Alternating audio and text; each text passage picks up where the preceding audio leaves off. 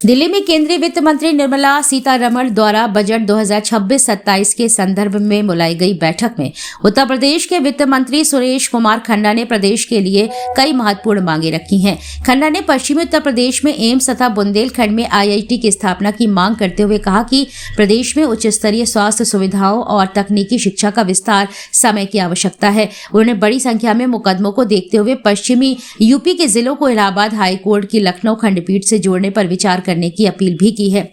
इसके साथ ही लखनऊ, कानपुर और आगरा में मेट्रो विस्तार तथा नए शहरों तक नेटवर्क बढ़ाने के लिए वर्ष 2047 तक 32,075 करोड़ रुपए की जरूरत का मुद्दा भी उठाया गया है। खन्ना ने कहा कि केंद्रीय करों में हिस्सेदारी घटने से उत्तर प्रदेश को निरंतर नुकसान हो रहा है, इसलिए राज्य को उचित और न्यायसंगत हिस्सा दिए जाने की आवश्यकता है।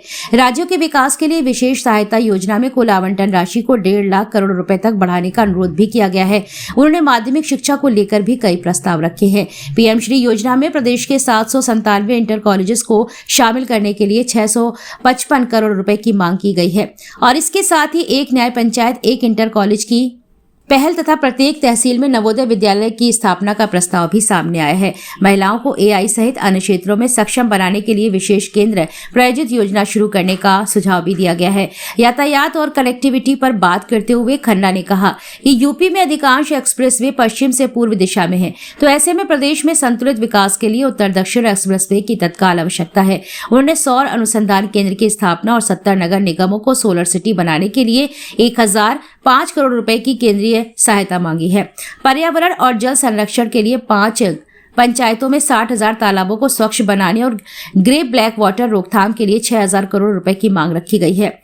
पर्यावरणीय चुनौती से निपटने के लिए advance agriculture and environmental research centre की स्थापना की आवश्यकता भी जताई है। इसके अलावा बेघर और दुर्बल वाल्मीकि समाज के लिए अलग आवास योजना शुरू करने तथा PM आवास योजना के तहत पक्की दीवार एवं टीन शेड वाले घरों को भी पात्र श्रेणी में शामिल करने का अनुरोध किया गया है।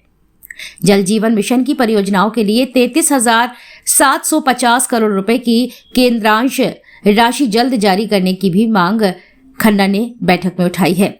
Bureau report, news 80 desk.